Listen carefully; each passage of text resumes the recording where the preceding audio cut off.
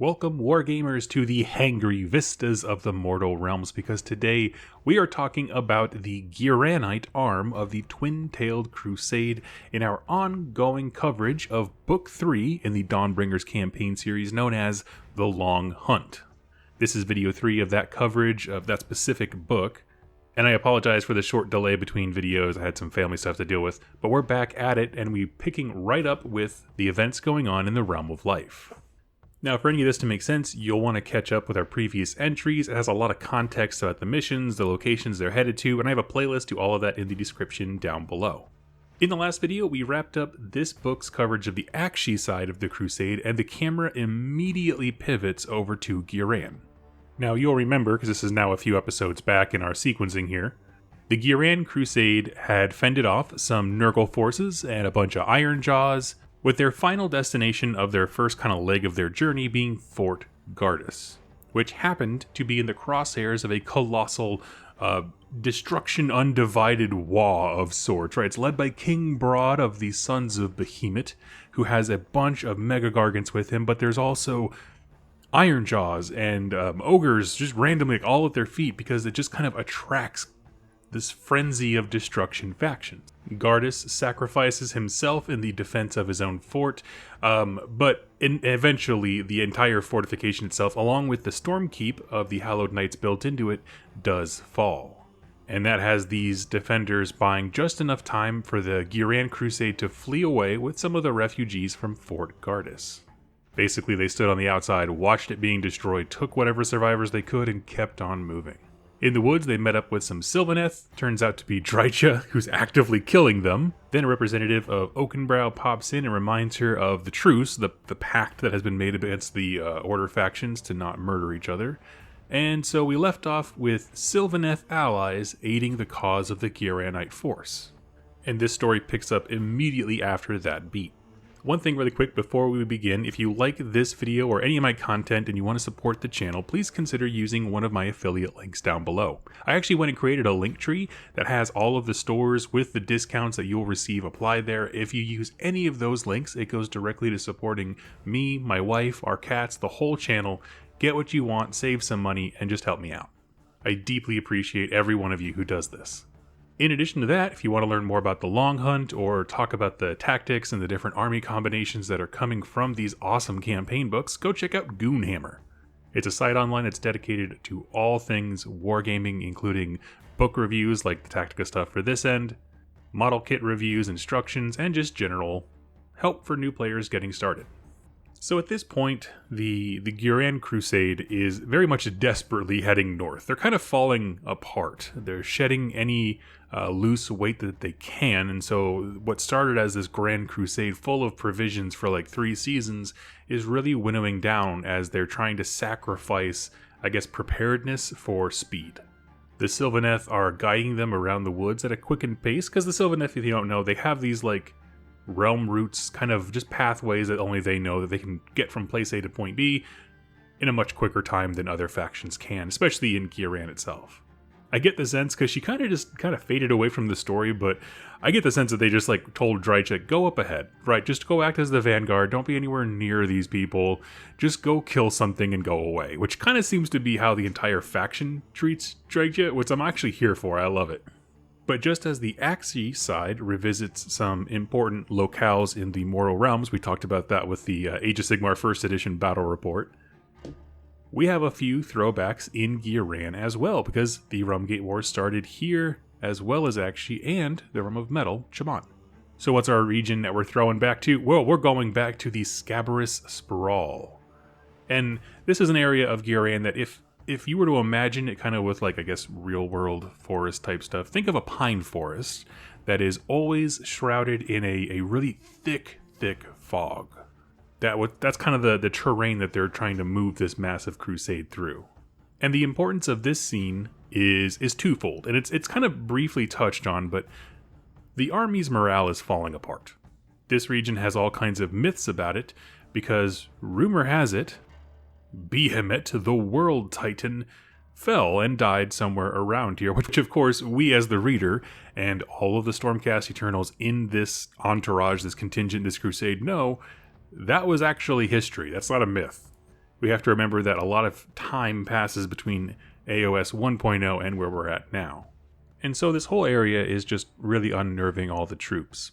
In addition to that, scouts continue to go missing in the mists, and over time, the opinion as they keep trudging through this woods is that the soldiery is kind of turning against the Sylvaneth, right? As they're in this situation, like we're on a trail we don't know, with allies that we don't trust or like, is Drycha, like, you know, maybe she needs a tighter leash? Is she out there killing our scouts? And then over time it gets even worse. Did the Sylvaneth, like, lead us out here to kill us so that there wouldn't be any survivors, like, to go back and say that the pact was violated between Order factions? Like, it just, everyone's kind of fallen apart. In addition to that, all of these survivors are, like, super sad because everyone's mourning Gardas deeply, which is quite frankly a sentiment that I struggle to understand. I'm going to go on a little rant here, okay? Gardas sacrifices himself to save the day so many times in these stories. I am beginning to think that Gardas is to martyrdom what Bear Grylls is to drinking his own urine. Like, at a certain point you have to stop and think, you just wanted to do this, didn't you? This is an active choice. It didn't have to be your first response to all of your situations, but you made that decision. At me in the comments if you disagree, but that is my personal hot take. Point is, things are falling apart. And at this point, the leader of this force, Marshal Isilia Thorian, has an idea, goes to the leader of the Oakenbrow, it's a spirit revenant, I think, and explains it. Basically says, we can hit two birds with one stone. We can strengthen our army and boost morale if you send out your Sylvaneth to go heal our troops. Sylvaneth having a lot of, you know, Ghyran life healing magic kind of a thing. And they do just that. He sends his Sylvaneth out, they're healing people with, like, sap from, I don't know, their branches or whatever, and they start carrying items for the soldiers and stuff, and what is this? They're acting like allies? And I, for one, was deeply offended because I did not get this book to learn about Friends Hammer. That's not what the game is called, but here they are, being buds. Now, immediately after this touching moment, the environment of Ghyran itself begins to really start to test this fledgling trust or friendship. Because the sprawl begins to open up from that dense forest. There's some kind of open patches of plains, and when they enter these patches, they start to see these strange ivory towers. Dozens of them, lining the side of each direction they need to go.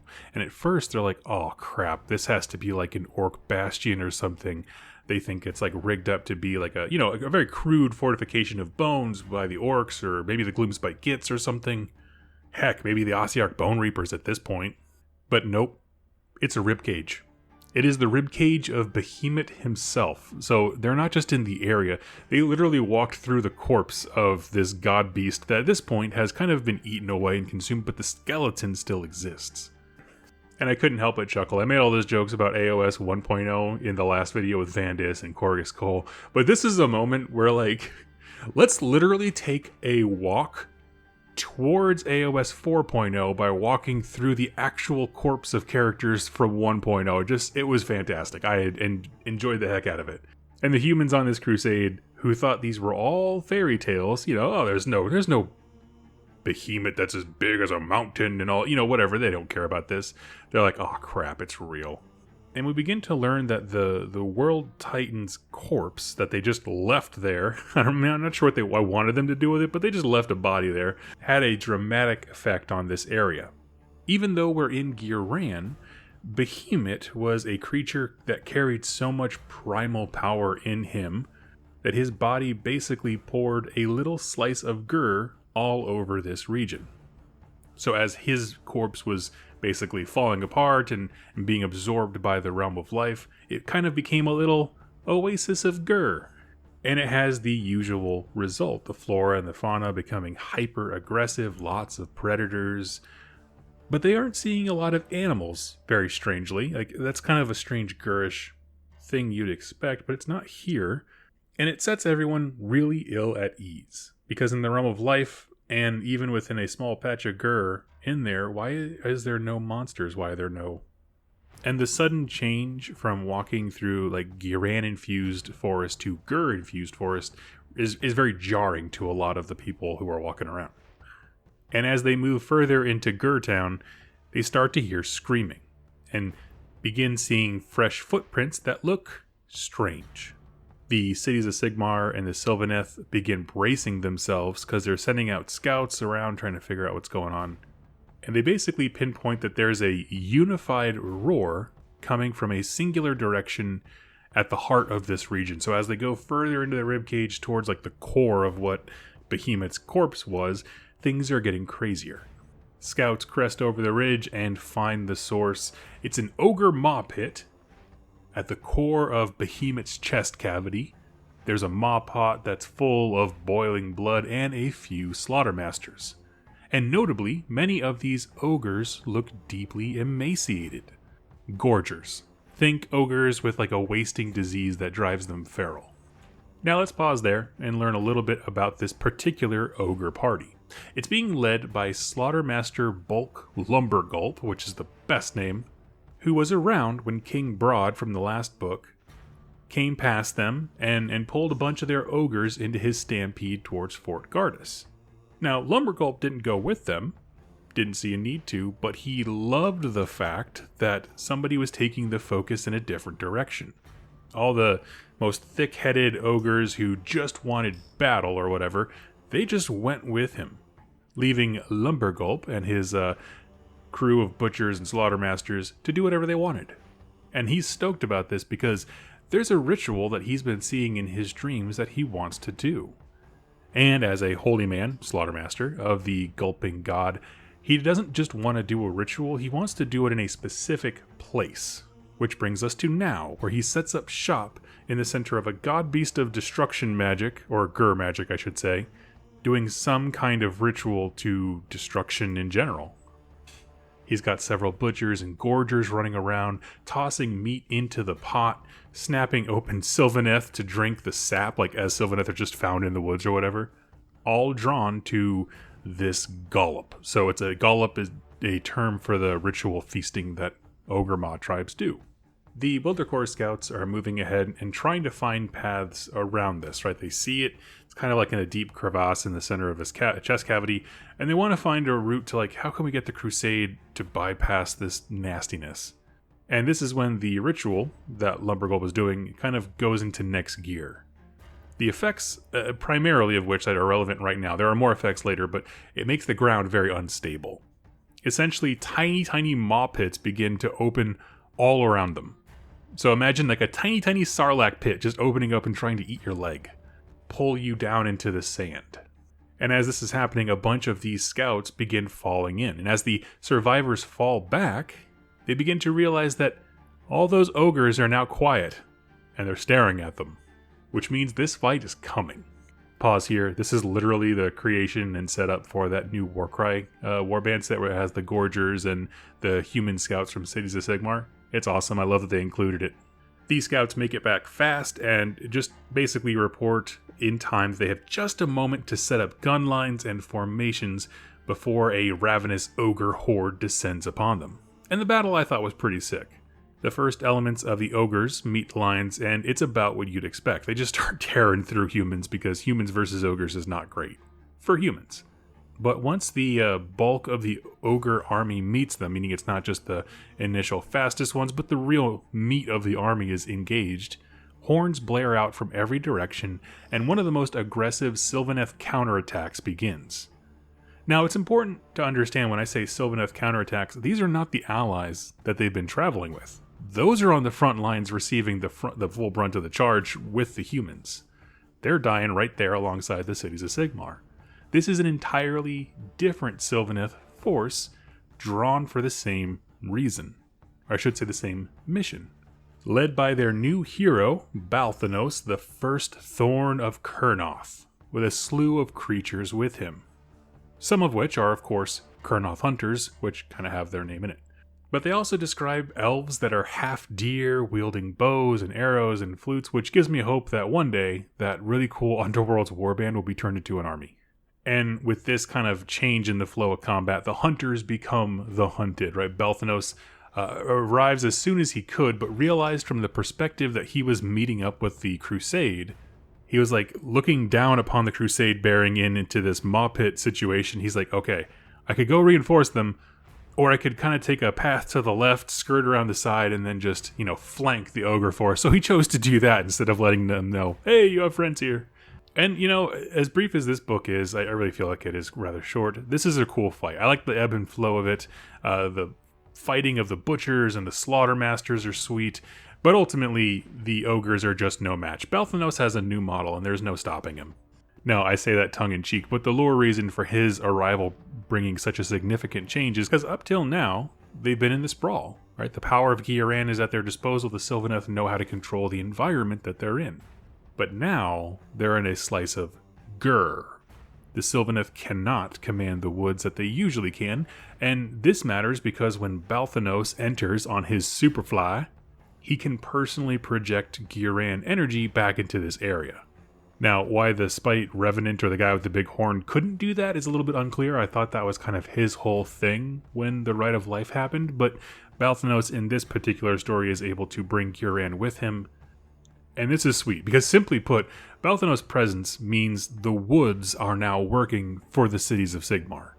Like, trees bow and duck out of the way to open up firing lanes. Vines start grasping at ogres' legs so they can't move, and then the cannons and the guns of the humans absolutely light them up. Which, honestly, when I think about like the way fun ally stories should be, this is what I want, right? What do they each bring to the table, and then using them in tandem for devastating effect? If you're in Ghyran, having the woods literally like jump out of the way of your guns so you can see the enemy is pretty great. Lashing them to the ground so they can't move away from, your fusillade wall is pretty great. In this fight, Marshal Thorian goes toe-to-toe with the Slaughtermaster, who's the named character leading all this, or not a named character, but the big one in charge here, and is able to use some very rudimentary life magic, basically vines that come out and bind the Slaughtermaster. Which means that our Marshal Thorian here, who has consistently been my favorite character of this Crusade series, has some latent magic power there. With him bound, she's able to take him out, and with the Slaughtermaster's death, really the others scatter. And with the Maw tribe having been defeated soundly, the cities of Sigmar folks all start cheering. They're like, holy crap, we survived, there's no reason we should have, we probably should all be food. And at this, Balthanos holds up a finger like to Thorian and is like, no, no, no. It was a very cool scene of like, they don't speak the same language, and him trying desperately to warn them is just very cool. So he's basically going, nope, nope, nope. And they start to realize very slowly the ritual that was started, right, that opened up the little tiny maw mouths and started eating up the scouts. Even though all the Slaughtermasters left the ritual point to come kill the cities of Sigmar and Sylvaneth, there's a rhythmic thumping that's going on, and it's only gotten more intense as the battle has ended. So like Balthanos is like, there's something coming. They have already set some event in motion. Everybody brace yourself.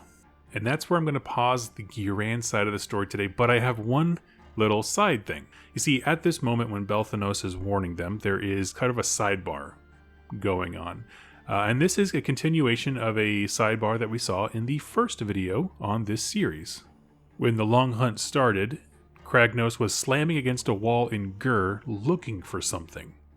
We find out that it's actually a realm gate. There's a realm gate that leads from Ghur to Ghyran and back and forth. That kind of has a river surrounding it, so like when he's pounding the wall, water gushes out, but that's how they know they've hit something. From here, the next scene that we get in this one is that he arrives in Ghyran, the Lord of Destruction himself. Specifically, at a long-abandoned settlement of Kragnos' people, the Drogruk. So we're getting a glimpse into him still trying to pick up the pieces of his life from millennia ago, which isn't, he's just struggling. And to the outside observer, it looks like Kragnos is going on a rampage. He's just like darting around these old ruins of his old civilization, smashing open doors, doing everything he can. But there's one character who knows differently. That's Gobsprak. He's the super wise orc of the Cruel Boys named character. And he knows that Kragnos is in fact not destroying things, but is looking for signs of life. Messages, anything. And so secretly, Gobsprak sends out his Cruel Boys to look for any evidence as well.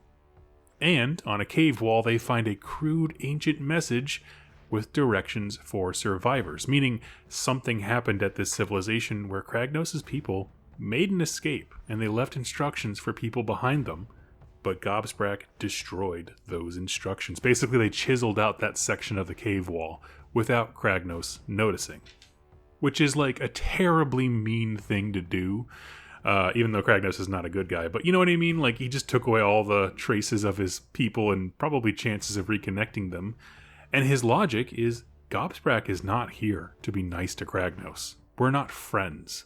He sees his duty as to bring Kragnos here to unleash him on Ghyran, which I thought was a sweet ending. And so let's move into why is this cool, right? Talk about the events of this particular book. Really, the main event for this section of the story was just the ogre fight. And I have to say, I enjoyed the hell out of it. Thorian is an awesome character, mainly because in the first books, I thought she was cool because she disseminated orders like a lot, which is a cool mechanic that the cities of Sigmar have, and I thought it was a great representation lore-wise of a mechanical in-game thing, and vice versa. And as this goes on, she just gets cooler and cooler, like her going toe-to-toe with that Slaughtermaster. It tried to hack at her, she blocked it with a shield, the sword got stuck in the shield, and so then it basically became a giant ping-pong paddle. He pulled it away and just started beating her and bludgeoning her with the shield. And so, like, she's surviving all of this. This is when the Ghyran magic comes out of nowhere. Like, she has all these abilities that are getting unlocked as it floods into the area from Balthanos being there. It's just cool. Like, I thought it was a great fight scene. To that point, I will say, if you are a Sylvaneth player, or one of those folks, like many I've seen online, who were just like, oh man, I saw Balthanos and I was like, I want to play that model. Right, that he seems very appealing to a lot of Sylvaneth players. I will tell you, his fight scene delivers on that. This dude's a beast. He's not quite full Alariel, where he's like making actual forests and Sylvaneth come into existence around him, but he's hacking and slashing with this Kurnothi type spear. He's got forest nymphs and stuff with him. It's just cool. Now, one thing I will agree with is that this was a very slow burn at the start. The entire first section of this part of this crusade was about building up this internal, I guess, friendship amongst the Sylvaneth and the cities of Sigmar. Talked about their depths of sadness, how they're trying to work together. And, you know, I think it could have been written maybe a little bit more succinctly, but the point is, this is a battle where having allies that you actually work with and trust was demonstrated in a cool and reasonable way. And we don't get a lot of those. A lot of this is like, we're allies with KO, and so we use their boats. It's like, well, okay, but like the KO have a lot of unique things in addition to boats. Highlight those. For example, like the Sylvaneth here, move the forest. You know what? I love that. It's just a unique ability that they would have never had access to on their own that now they do. And while this one might have seemed a little bit of an abrupt ending, I promise the next video is non-stop start to finish story arc. Because like I said, that ritual is still firing off and there's no delay. So friends, I hope you will join me for tomorrow's video as we further dive into the Ghyran side of the Twintailed crusade. Let me know, crusade. Let me know your thoughts in the comments down below, what you think of my comments. First of all, on Gardas. Does he sacrifice himself too much for me to care anymore? Maybe a little. But also, how do you feel about the crusade so far when it comes to the Ghyran side? I will say, I definitely like the characters in this side much more than the Akshi side so far. But I'd still rather be over there than in Ghyran, man. I don't know, that's a tough toss-up. Let me know your thoughts in the comments down below, and I will hang out with you there. Thank you so much for watching, listening, and I'll catch you next time. Happy wargaming.